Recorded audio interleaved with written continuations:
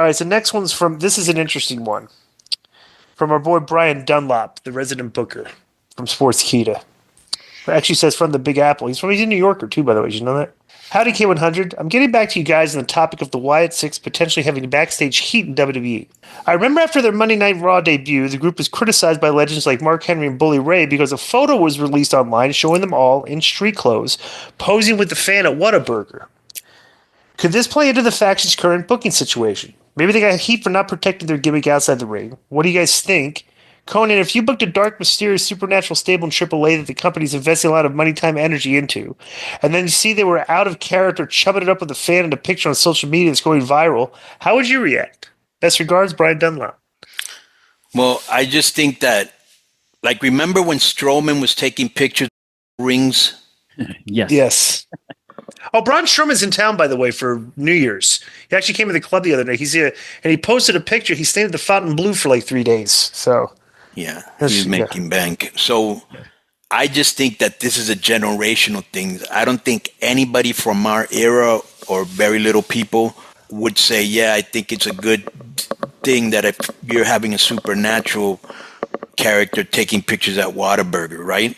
Right. So, but it's a generational thing because if you ask any young cat, they're like, yeah, what's the problem?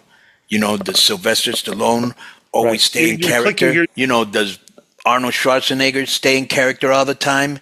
And they want to sell merch, okay? And they want people to like them, even if they're heels.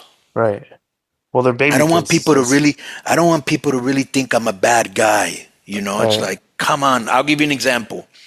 So in AAA, they have this thing every year where, you know, you're telling people, Merry Christmas. You know, I hope that, you know, all your wishes come true, right? Mm-hmm. And then the heels will do, you know, promos too, wishing everybody a Merry Christmas. And I get on there and I go, I hope you don't have a Merry Christmas. I hope your toys get stolen. You know what I'm saying? Right. Like, I stay in character. Right. Hey guys, do you think they should just cut the Wyatt Sicks? I know they have a lot of time and money invested in the gimmick, but it just hasn't worked. So much so they haven't really been in all that much. They had a feud with Gable and American Made, who haven't gotten over it, and now feuding with another failure of a group, that being the Final Testament and Miz. Which, as far as gimmicks and their motivations go, that doesn't make sense. The setup that the Wyatts have feud with those that have hurt their family in some way, so Gable as a target made sense considering what he did to his academy. The next feud should have been against the Judgment Day, if anything, not the Final Testament. In my opinion, the Wyatt Sicks as a whole doesn't make sense and hasn't from the start. They started with videos to introduce why the members who they are. Bo Dallas and Eric Rowan are obvious, and they had good videos for them. The others were an afterthought. Nikki makes a bit of sense, but they didn't show it video-wise like they did with Bo and Rowan, and they wanted to bring in Joe Casey into the group, but who even knew who he was? If you watch NXT, it did, but NXT gets half the audience of Raw. So from Jump Street, half the main roster viewing audience has no idea who this dude is. He shouldn't have been brought into Raw much earlier, just so the audience can get acquainted with him, and the biggest failure is the inclusion of Dexter Lumis. Been off of TV for over a year, so who cared about him and how did he fit the gimmick? They should have had Baron Corbin's in his spot. All Corbin's failed gimmicks going back to NXT would have made a lot more sense than a guy who just wasn't being used like Lumis. Sorry for the long email, but I felt a longer explanation was needed for my take on the group. Well, dude, we don't want your takes. We want questions. Well, I guess the finished question was, do you think they should have cut the Wyatt Sicks? So he actually snuck in a question, but this was a dissertation. You know what? We're gonna prevent that going forward. So let's suspend him. Okay, you know what this is like, Konnan? Yep. I'm gonna refer to this as flopping. Okay. Floppy.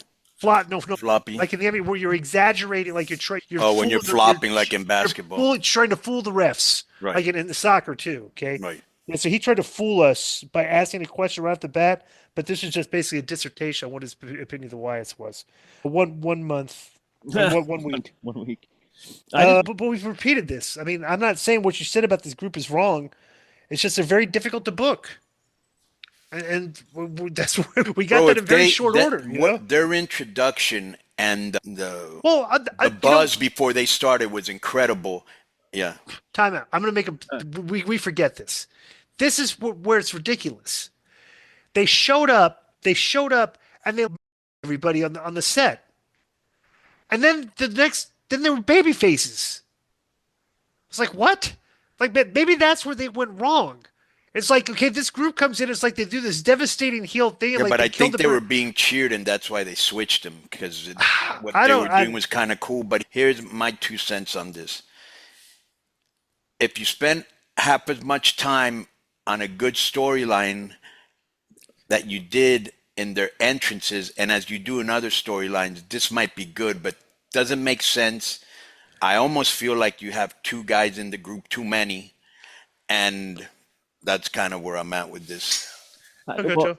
a supernatural gimmick, I mean, Undertaker, obviously all-time great. Bray Wyatt was like the next, the follow-up to Undertaker. But supernatural gimmicks are hard. I think people expected this Wyatt Sicks to be a main event stable, and they're not. They're a lower mid-card stable. If they're a main event stable, you have to have guys like Roman or Cody pretend they're afraid, like Seth was afraid of Bray, that everybody hated, right? How do you book a supernatural gimmick today when the company's more realistic with Roman and the feud with his guys and Cody as the champion? It's just different. I don't think you can have those. Some people believe in supernatural. Undertaker worked. Yeah. Okay, but the way they did the gimmicks is kind of, the gimmick, he was so good performing in the gimmick that everything they did worked. But I think when they kind of got a little off the rails is when like Kane was doing those things where he was shooting fireballs into the thing. Like, then you get a little absurd with, you know what I'm saying?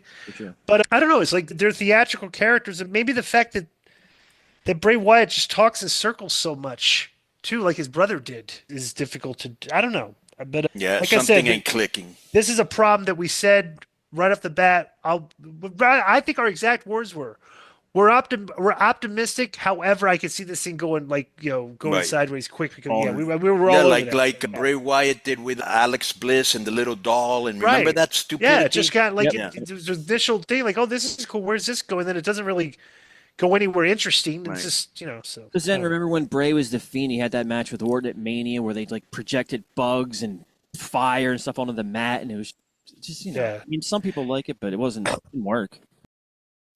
MikeDurbin.com. You can get the WCW-esque Konnan in that K-Dog Wolfpack style. Man, this Konnan might be Bendy of the Year right now. I told you. Yo. Let me speak on this. Mike Durbin Productions exclusive. The Konnan, I was the most impressed with Konnan, man. It's like undercover Bendy of the Year. It's a really nice figure. The do-rag is freaking awesome in person. I love the exclusive with the WCW packaging. I love this one with the camo. It's really nice. And I will say a figurine expert who went to TJ on Friday, Matt Cardona, put it over as being a good figurine as far as figurines go. Yo, hold on, let me speak on this. Exclusive Mike Durbin Productions, K-Dog. Look at that, listen to K-Dog, keeping it 100, logo on the back, MikeDurbin.com. Get it right now. Low key might be Bendy of the Year. Go get it.